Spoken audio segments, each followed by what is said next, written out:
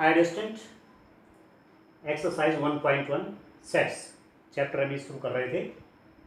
ये हमने 3 लेक्चर पहले इसमें कर दिए हैं। समुच्चय वाला जो आपका चैप्टर है सेट्स इंग्लिश में कहते हैं, उसके कुछ क्वेश्चन हमने प्रीवियस लेक्चर में भी सॉल्व किए। अब आगे बढ़ते हैं, कुछ और क्वेश्चन लेते हैं। देखिए क्वेश्चन नंबर 3 का बी देखिए आप। क्वेश्चन नंबर 3 का बी वाला पार्ट देखिए आप। सेकंड वाला पार्ट आप देखिए क्या है। देखिए डिस्टेंस आपको थोड़ा इंग्लिश में भी करना होगा ना, मैंने केस निकाला था।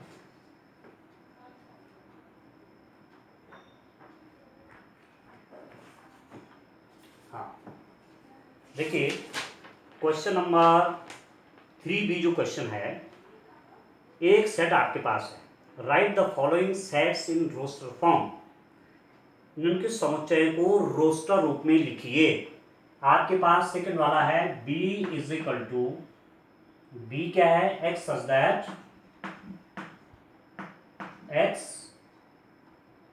संख्या 6 से कम, संख्या 6 से कम,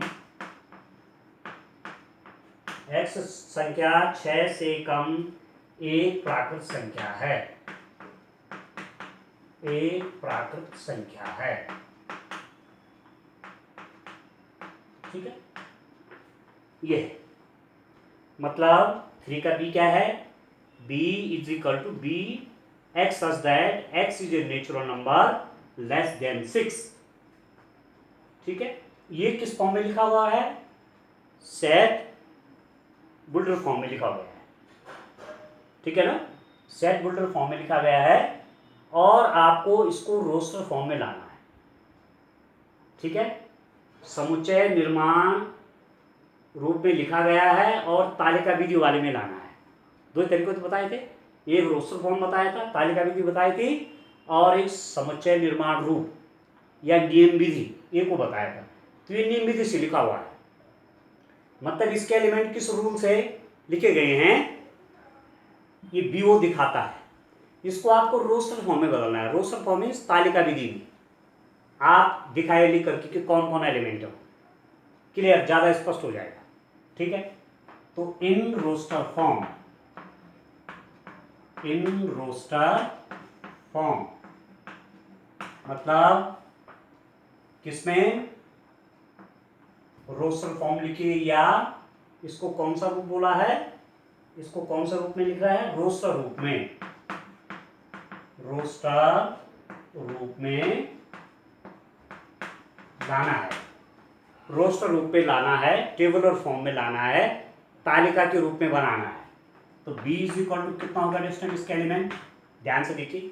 x संख्या 6 से कम एक प्राकृत संख्या है, x सच दैट, x इस प्रकार है कि x संख्या 6 से कम एक प्राकृत संख्या है। x is such that x is a natural number less than 6। 6 से कम की प्राकृत संख्या, नेचुरल नंबर लेस देन 6। तो नेचुरल नंबर 1 से स्टार्ट होते हैं, 1 2 3 4 5, सब 6 से छोटे हैं कि नहीं है।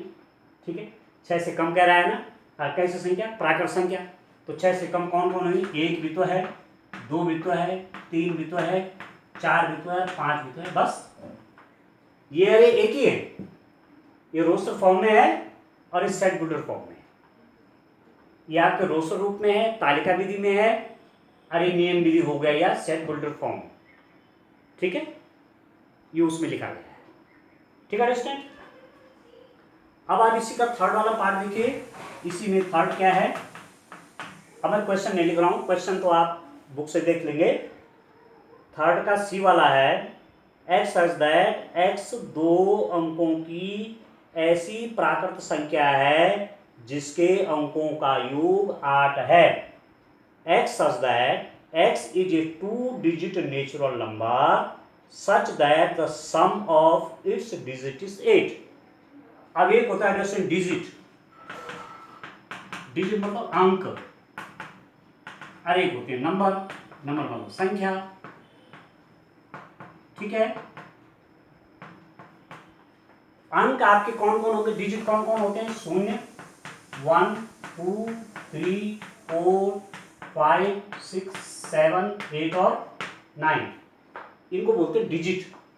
ये डिजिट्स है, अंक हैं ये, इनको अंक बोलते हैं।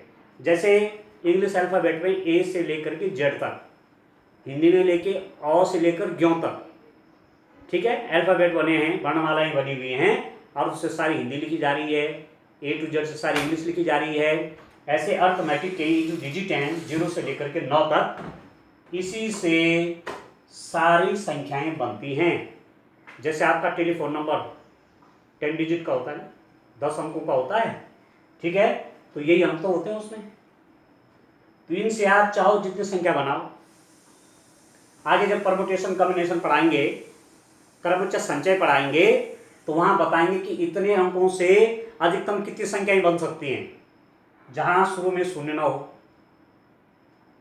ठीक है। तो जब परमुटेशन कॉम्बिनेशन पढ़ाएंगे तो वहां ये भी चर्चा करेंगे।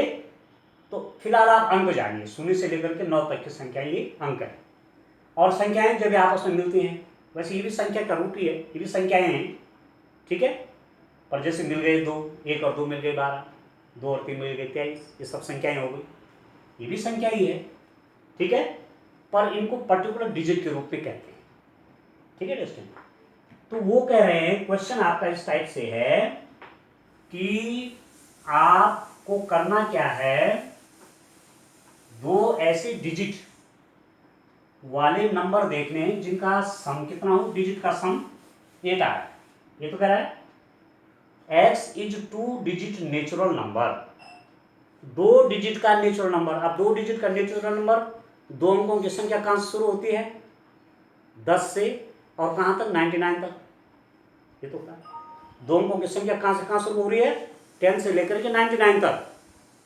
अब 10 है तो अंकों का योग, अंक कौन कौन हो गए, 1 और 0 मिलकर 10 हुआ, अंकों का योग कितना हो गया, 1।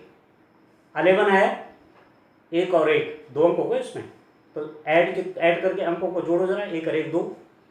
12 है, अंकों को जोड़िए, 1 + 2 कितना, 3, ठीक हो गया। तो वो आपसे ये कह रहे हैं कि वह अंक या वह उन अंकों का आपको समुच्चय बनाना है, x is a 2 digit natural number such that the sum of its digit is 8। ऐसे 2 अंक लिखने हैं जिनमें अंकों का योग 8 है, बस सीधी सीधी बात है, ठीक है। तो मैं सेट की यहां लिख न करके मैं सीधे उसको उस फॉर्म में लिख दे रहा हूं। किस फॉर्म में, रोस्टर फॉर्म में चाहिए आपको। तो कौन संख्या होगी जो जिसके अंक जोड़ के 8 हो जाए, 1 से शुरू करो। अब 0 तो शुरू में होता नहीं है, 0 7 तो आपका 7 ही बने, 2 अंक की संख्या नहीं होती। 0 को इधर करोगे तब जाके 2 अंक डिजिट बनेगी, नहीं तो ये क्या है, ये तो 7 है, 1 अंक की डिजिट है। ये यहाँ कर देंगे तो 2 डिजिट नंबर हो गया, तब बनेगा 2 डिजिट का, ठीक है। तो 1 से स्टार्ट करते हैं, 1 के साथ कितना लिखेंगे, 7, तभी तो 1 + 7 8 होगा, ठीक। अब 2 पे आइए, 2 के साथ कौन होगा, 6, 6 और 2 भी 8। 3 पे आए, 3 के साथ क्या हो जाएगा, 5, 3 और 5 8। 4 के साथ क्या आएगा, 4 4 ये, ठीक है। 5 के साथ क्या आएगा, 3, 5 और 3 8। 6 के साथ क्या आ जाएगा, 6 2 8। 7 के साथ क्या आ जाएगा, 7 1 8, और 8 0 भी आपका, उसका सम भी 8 हुआ। 7 + 1 8, 8 + 0 8, 6 + 2 8, 5 + 3 8, 4 4 8, 3 5 8, 2 6 8 और 1 7 8। ये आ गए उसमें, किस फॉर्म में लिखा था, सेट बुल्डर फॉर्म में लिखा हुआ था, ठीक है। और किस फॉर्म में लिखा आपने, रोस्टर फॉर्म में लिख दिया। तो पहले आप लोग क्वेश्चन उतारेंगे और तब लिख देंगे, उसके बाद इन रोस्टर फॉर्म, जैसे मैंने लिखा इन रोस्टर फॉर्म, अब तब आंसर क्लियर है। चलिए आगे बढ़ते हैं। बड़े आसान क्वेश्चन हैं सेट के, थोड़ा समझ लीजिए कि भाई मुख्य इसमें क्या है कि सेट को लिखने के 2 तरीके हैं। एक रोस्टर विधि है जिसको कहते हैं, तालिका विधि भी कहते हैं, और दूसरा है समुच्चय निर्माण रूप है, सेट बुल्डर फॉर्म है, या उसको नियम विधि भी कहते हैं। 2 विधि तो है, लिखने का थोड़ा तरीका अलग अलग है, ठीक है। अब क्वेश्चन नंबर 1 का देखिए, 4th पार्ट देखिए दोस्तों। अब मैं क्वेश्चन नहीं लिख रहा हूं, पढ़ लेता हूं। d is equal to x such that x एक अभाज्य संख्या है जो संख्या 60 की भाजक है। ठीक है, एक्स सच दैट एक्स क्या है, एक अभाज्य संख्या है जो संख्या 60 की भाजक है। ठीक हो गया। D x such that X is a prime number which is the divisor of 60। अब 60 के डिवाइजर, 60 के भाजक, और वो क्या होने चाहिए, प्राइम होने चाहिए। प्राइम मतलब अभाज्य संख्या है। वैसे तो 60 को कौन कौन डिवाइड करते हैं, किस किस संख्या का पूरा पूरा भाग चला जाता है 60 में, कौन कौन नंबर आपके 60 को पूरा डिवाइड कर देते हैं। 1 भी करता है, 60 भी करता है, 2 भी करता है, 3 भी करता है, 4 भी करता है, 5 भी करता है, 6 भी करता है, आपका 10 करता है, 15 करता है, 20 करता है, 30 करता है। ठीक है, ठीक है। पर आपको क्या चाहिए, प्राइम। प्राइम आप जानते हैं, प्राइम नंबर मतलब अभाज्य संख्याएं। अभाज्य संख्याएं कौन कौन होती है, 2 से शुरू होती है। 2 व्यभाज्य है, 3 व्यभाज्य है, 5 व्यभाज्य है, 7 व्यभाज्य है, 11 भी अभाज्य है। ये प्राइम नंबर है। 2 is prime, 3 is prime, 5 is prime, 7 is prime, 11 is prime. तो 60 के डिवाइजर जो 60 को डिवाइड करते हो, उन नंबर्स का सेट बनाना है, क्योंकि सेट बुल्डर फॉर्म में तो लिखा हुआ है, समुच्चय निर्माण रूप में तो लिखा हुआ है, आपको रोस्टर फॉर्म में लिखना है इसको। ठीक हो गया, आपकी समझ बात आ रही है ना। तो आप यहां लिख दीजिए इसको, यहां पर in roster form, in roster form, और आप लिखते हैं रोस्टर रूप में, रोस्टर रूप में। रोस्टर रूप में कैसे लिखेंगे कि 60 को डिवाइड करने वाली, 60 को डिवाइड करने वाली प्राइम नंबर कौन कौन होते हैं जैसे 2 भी 60 को डिवाइड करता है, और कौन करता है 3 भी करता है, और कौन करता है 5 भी करता है, और भी करता है कोई 7 करता है, नहीं करता, 11 करता है, नहीं करता, 13 करता है, नहीं करता है। तो 2, 3 और 5 हो गए। ठीक है, 1 क्या बताया था, 1 इज नीदर प्राइम, उसको याद रखिए, 1 is neither prime not composite, not composite, एक न तो भाज्य संख्या है, एक न तो भाज्य है, और न अभाज्य। एक जो है 1 जो है ये न भाज्य है न अभाज्य है। ठीक है, 1 is neither prime nor composite, एक आपका न तो भाज्य है और न अभाज्य है। सबसे छोटी अभाज्य संख्या 2 है, फिर 3 है, फिर 5। ठीक है, इसमें और 60 में उनसे डिवाइड हो जाता है। बस यही सेट है, उस सेट बुल्डर फॉर्म में लिखा हुआ है, समुच्चय निर्माण रूप में लिखा हुआ है, किस रूप में लिखना है, रोस्टर फॉर्म में लिखना है। रोस्टर फॉर्म तालिका विधि में एक एक आपको एक एक नंबर दिख जाते हैं, एक एक एलिमेंट दिख जाते हैं कौन कौन है। ठीक है, अब नेक्स्ट देखिए इसका, बड़ा आसान है, समझ करके करिए आप, और काम डेली करिए। देखिए जितना हम पढ़ा रहे हैं आप उतना भी कर लेंगे तो आप काफी काम कर पाएंगे, और आगे बढ़ करें तो बहुत अच्छी बात है। मैथ्स के स्टूडेंट मेहनती होते हैं। ठीक हो गया, इसमें कोई दो राय नहीं है। तो क्वेश्चन नंबर 3 का 5th वाला पार्ट देखिए, क्या है, ई ट्रिग्नोमेट्री है। ई इन्होंने क्या कहा आपको, the set of all letters in the word trigonometry,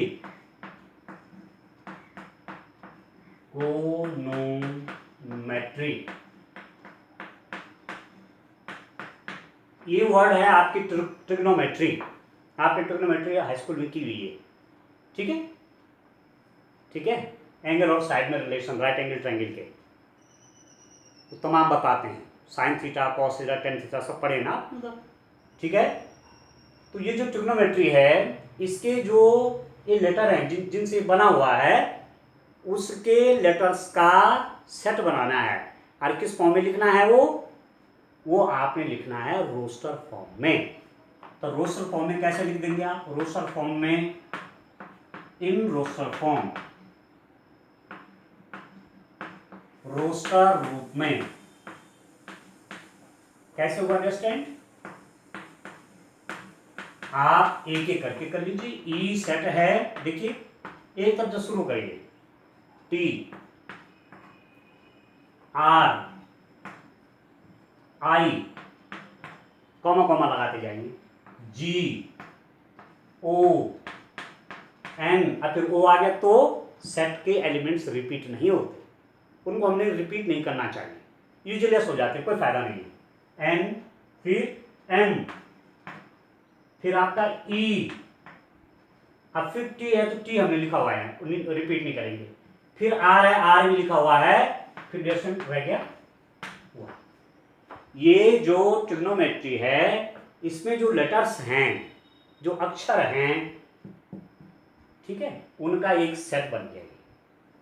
set कैसे बन गया, देखो कर्ली ब्रैकेट के अंदर है, कॉमा कॉमा कॉमा करके रखेंगे, ठीक है दोस्तों, बस ऐसे आप करेंगे। ऐसे ही आपका एफ वाला बेटर शब्द के सभी अक्षरों का समुच्चय, इसको आप कर लेंगे, ठीक है, इसको आपने लिख देना है। देखिए अब मैं नेक्स्ट पे चलता हूँ, क्वेश्चन नंबर 4 पे, जो मैंने 3 का 6 वाला छोड़ा है वो आपके लिए है, आप करिए, सेम टाइप का क्वेश्चन है, आप उसको करिए। अब नेक्स्ट क्वेश्चन की ओर बढ़ते हैं, देखिए, ठीक है, अच्छा लग रही है मैथमेटिक्स, ठीक है ना, ये तो रीजनिंग का है, रीजनिंग भी है, ये सेट थ्योरी भी अपने आप में रीजनिंग है। आगे आप देखेंगे रीजनिंग के क्वेश्चन भी बनते हैं यहाँ से, जब यूनियन इंटरसेक्शन करेंगे ना तो वहाँ आपको मिलेगा। देखो 4 है, क्वेश्चन नंबर 4 का फर्स्ट है, निम्नलिखित समुच्चयों को समुच्चय निर्माण रूप में व्यक्त कीजिए। Right the following set in the set builder form. माना मैंने ए कहा, ए के एलिमेंट किस रूप में दे रखे हैं आपको, 3 6 9 और 12, ये किस रूप में है, 3 6 9 12, 3 6 9 12, ये किस रूप में है, ये रोस्टर फॉर्म में है, नहीं है, रोस्टर फॉर्म तो नहीं, रोस्टर फॉर्म तो है, तालिका विधि है कि नहीं है। अब किस रूप में लिखना है, इन सेट बिल्डर फॉर्म, समुच्चय निर्माण रूप में, समुच्चय निर्माण रूप में लिखने पर, ठीक हो गया, समुच्चय निर्माण रूप में लिखने पर तो क्या लिखेंगे, देखिए अब इनका नेचर देखिए तो एक्स सच दैट, ठीक है, क्या है ये 3, देखो ये रीजनिंग का क्वेश्चन हो गया, 3 6 9 12, ठीक है दोस्तों, 3 6 9 और 12। अब कैसे हैं आपके, देखो 3 1 जा 3, 3 2 जा 6, 3 3 जा 9, 3 4 जा 12, किस टाइप का है, 3n, देखो n बिलोंग्स टू n, बड़ा इंटरेस्टिंग है, और 1 is less than equal to n is less than equal to 4, बड़ा आनंददायक है। अब इसको जरा एक्सप्लेन करते हैं, ठीक है, ठीक है, ठीक है, x such that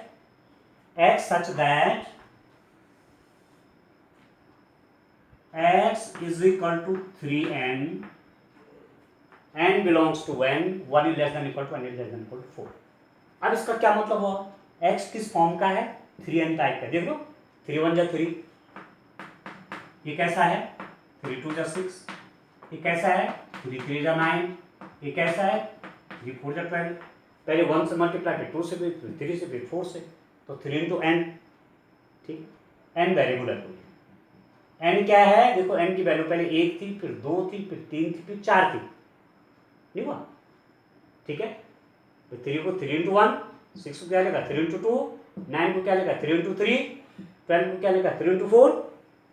तो एन की वैल्यू पहले उसमें 1, फिर 2, फिर 3, फिर 4, तो n belongs to n, natural number तो है वो। परंतु यदि मैं इतना लिखूंगा तो ये क्या बन जाएगा, सेट ऐसा बन जाएगा आपका 3 6 9 12 और डैश डैश डैश। यदि ऐसा होता तो बस इतना ही बंद हो जाता, क्योंकि n बिलोंग्स टू n मतलब n इज इक्वल टू 1 2 3 4 5 6 7 8 गिनते जाओ, 3 6 9 12 चलता जाएगा वो। परंतु ये तो खत्म हो गया यहाँ पर 12 पे, तो इसलिए मैं आगे नहीं बढ़ूंगा। n बिलोंग्स टू n तो ठीक है, परंतु n को बांधना पड़ेगा, इस n को बांधना पड़ेगा कि n कहाँ कहाँ है। n की वैल्यू 1 से शुरू हो रही है और कहाँ तक जा रही है 4 तक। अब इसका मतलब क्या हो, n का मान 4 या 4 से छोटा है, n is less than equal to 4, ऐसा लिखा जाता है। देखो सीखो, n is less than equal to 4, n की वैल्यू 4 या 4 से छोटी है, और यहाँ पर n की वैल्यू 1 या 1 से बड़ी, इज इक्वल टू भी है। देखिए और देखिए, यदि ऐसा लिखा है तो इसका मतलब होता है कि n की वैल्यू 4 से तो कम है और 1 से बड़ी है, तो कौन आएंगे भाई, 2 और 3, ये तो आएगा। n की वैल्यू कौन कौन हो सकते हैं, 2 और 3, ठीक। n की वैल्यू 4 से कम है और 1 से बड़ी है, n क्या नेचुरल नंबर है, n बिलोंग्स टू n, ये बिलोंग्स आप जानते हैं, बिलोंग्स मतलब संबंधित है, n मतलब नेचुरल नंबर से।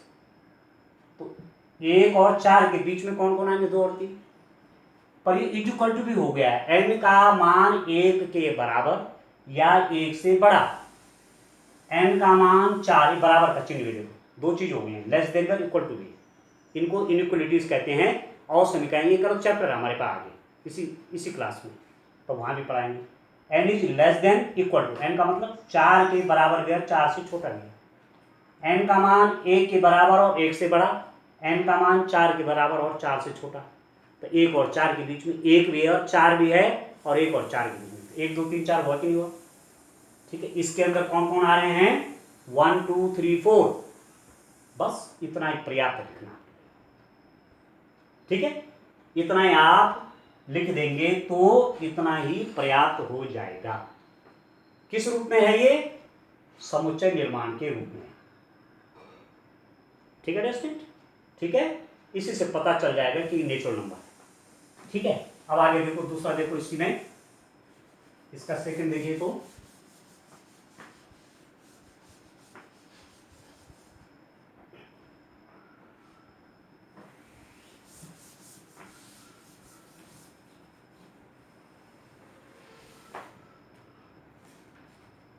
देखिए स्टूडेंट, इसका सेकंड देखिए आप, माना फॉर एग्जाम्पल मैंने बी से दिखाया, इसके एलिमेंट लिखे हुए हैं 2 4 8 16 और 32, ऐसे लिखे 2 4 8 16 32, ठीक है। किस रूप में लिखना है, किस रूप में लिखना है, समुच्चय निर्माण रूप में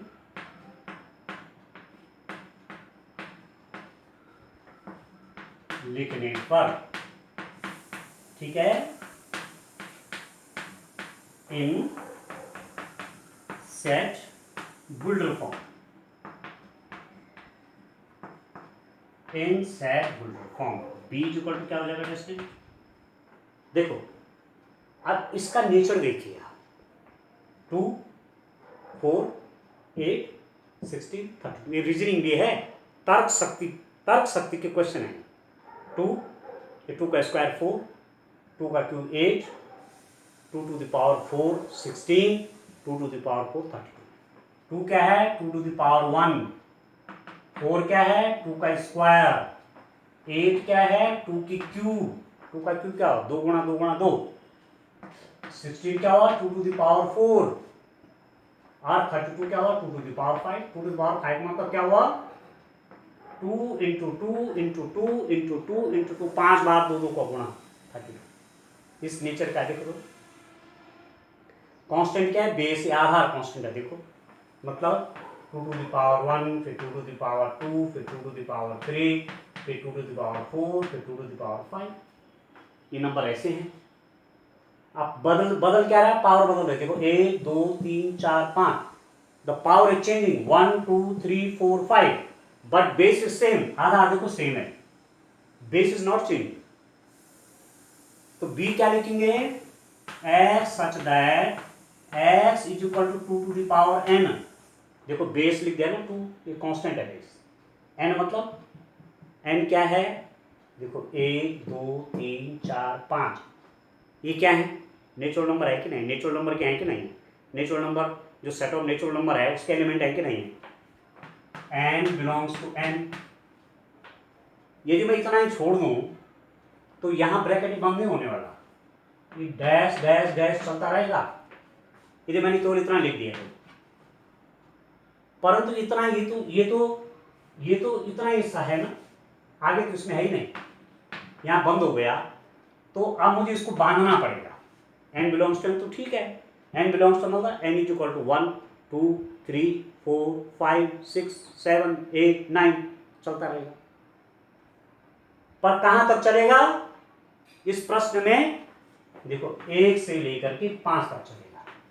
1 घात 2 घात 3 घात 4 घात 5, 1 power 2 power 3 power 4 power 5 power. तो जो n का मान है वो कहां कहां, 1 is less than equal to n is less than equal to 5। ठीक है दोस्तों, ये तो हुआ नहीं हुआ, बोलो 1 is less than equal to n is less than equal to 5।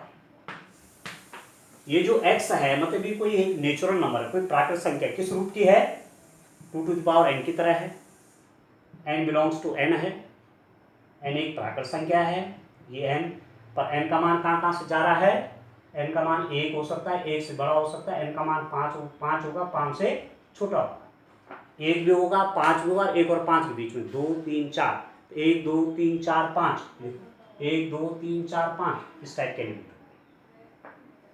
जो भी मैथमेटिक्स जानता होगा जब ऐसा देखेगा खट जान जाएगा कि इसके एलिमेंट कौन कौन है। n की वैल्यू 1 2 3 4 5, और यहाँ रख दो 2 टू द पावर n मतलब 1 तो 2 हो गए, फिर 2 to the power 2 4, 2 to the power 3 8, ठीक है, 2 to the power 4 16, 2 to the power 5 30। ठीक है, क्लियर है ना, इस रूप में इसको लिखा दिख जाएगा। अब मैं इसका थर्ड वाला आपके लिए छोड़ता हूं, इसका थर्ड आपके लिए छोड़ता हूं, मैं फोर्थ वाला करता हूं। ठीक है दोस्तों, इसका फोर्थ पार्ट करता हूं थर्ड आपके लिए। आप सोचिए करिए क्या हो सकता है। ठीक है, अब आप देखिए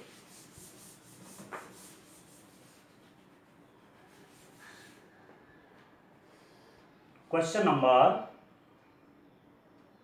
4 वाला कर रहा था ना, तो मैं कौन सा बोल रहा हूँ इसमें, आपका क्वेश्चन नंबर 4 कर रहे हैं ना। अच्छा ठीक है, तो मैं इसके थर्ड वाला करूँ,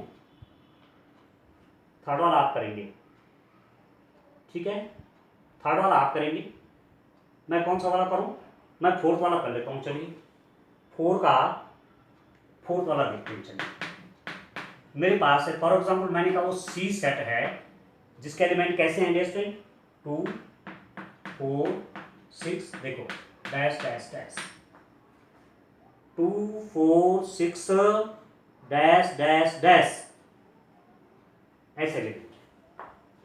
अब इसको किस में लिख रहा हूं मैं, इन set builder form.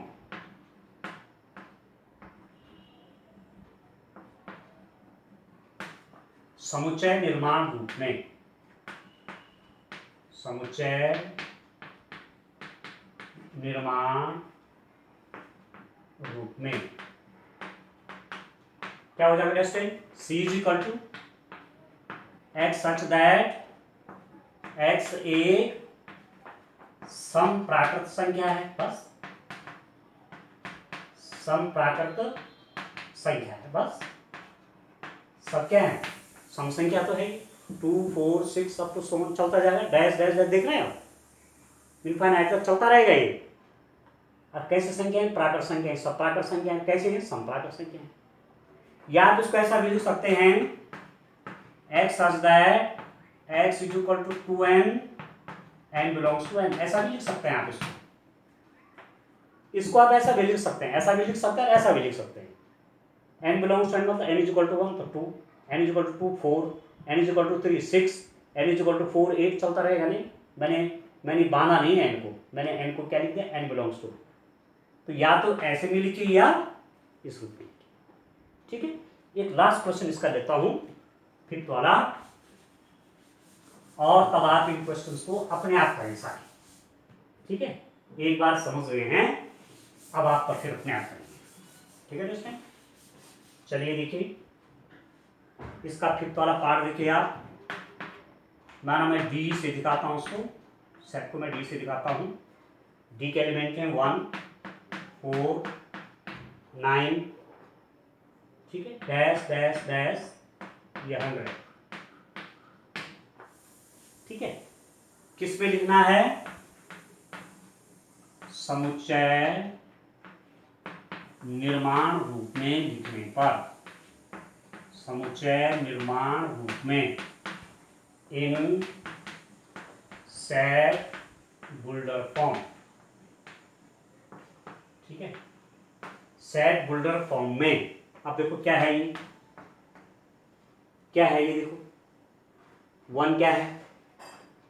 1 is equal to 1 square, 4 is equal to 2 square, 9 is equal to 3 square, चलते चलते चलते 100 इज इक्वल टू 10 स्क्वायर। अब देख रहे हैं चेंज क्या हो रहा है? बेस ये चेंज हो रहा है, 1 2 3 4 1 2 3 4 10 तक, और पावर हुई है 2 2 2 2, है कि नहीं ये? तो क्या लिखूंगा? x सच दैट x किस टाइप की चेंज है? ये चेंज है, देखो ये चेंज हो रहा है।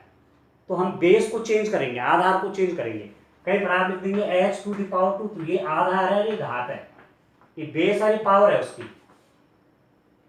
ठीक हो गया। तो यहाँ क्या चेंज है? बेस चेंज है, तो बेस को n लिख दीजिए, ठीक है, क्योंकि 1 2 3 4 ये सब क्या है? प्राकृत संख्या तो है वो, और पावर सबकी 2 2 2 2, तब 2। यदि मैं इतना ही लिख दूंगा तो ये 100 पर नहीं रुकने वाला, ये चलता रहेगा आगे। 10 के बाद 11, 11 के बाद 11 का पावर, 11 का स्क्वायर 121, 12 का स्क्वायर 144, 13 का 169, चलता रहेगा डैश डैश डैश। यदि मैं इतना ही छोड़ दिया तो, ठीक है, परंतु मुझे बांधना पड़ेगा n को। n की वैल्यू कहां से शुरू हुई? 1 से लेकर के 10 तक।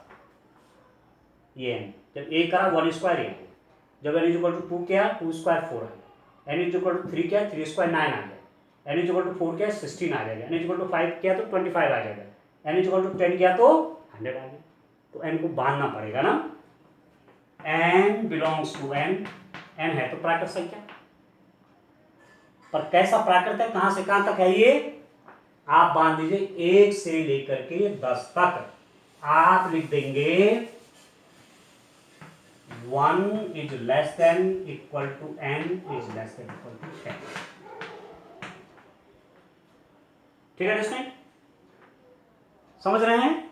ऐसा इसको लिखेंगे, ये हो गया x such that x is equal to n square, n belongs to n, क्या है? एक प्राकृत संख्या है, परंतु n का मान 1 से 10 तक, 1 भी होगा 10 भी होगा, और 1 से 10 के बीच भी रहेगा, ठीक है। ये बेस 1 का स्क्वायर 2 का स्क्वायर है, n की वैल्यू 1 2 3 का square n is equal to 3, 10 का square n is equal to 10, ये हो गया। ये किस रूप में है? सेट बुल्डर फॉर्म में। नियम भी लिखोगे, ये नियम के हिसाब से लिखा हुआ है। तो ये नोटेशन, सेट थ्योरी में नोटेशन जो है बहुत इंपॉर्टेंट है। नोटेशन मतलब संकेत, संकेतों का अपना अर्थ है। n स्क्वायर यहाँ तो ठीक है, n belongs to n, maths वाले समझ जाएगा n में है, और n की वैल्यूज यहाँ से यहाँ तक हैं, ठीक है। तो ऐसे आप करो, क्वेश्चन नंबर 4 तक आप कंप्लीट करिए, कल हम इस चैप्टर को कंप्लीट कर देंगे, थोड़ा समय लगेगा तो आगे भी पढ़ाएंगे। ठीक है, तो आज के लिए इतना ही काफ़ी है। ठीक है, अब आप पढ़ाई शुरू कर लीजिए, कॉपी ले लीजिए। मैथ्स के लिए मोटा रजिस्टर बनाइए, पतले से काम नहीं चलेगा। पतले वाले तो रफ बहुत लगता है, तो रफ अलग रजिस्टर पर करिए। ठीक है, एक फेयर रजिस्टर, मोटा सा रजिस्टर बनाइए, थोड़ा काम हो जाएगा जिसमें, थोड़ा दिखेगा, नहीं तो तुरंत खत्म हो जाता है, कितनी कॉपी बदलते रहेंगे। तो फेयर कॉपी के लिए मोटा सा रजिस्टर। ठीक है, तो आज के लिए इतना काफी, थैंक यू, बाय।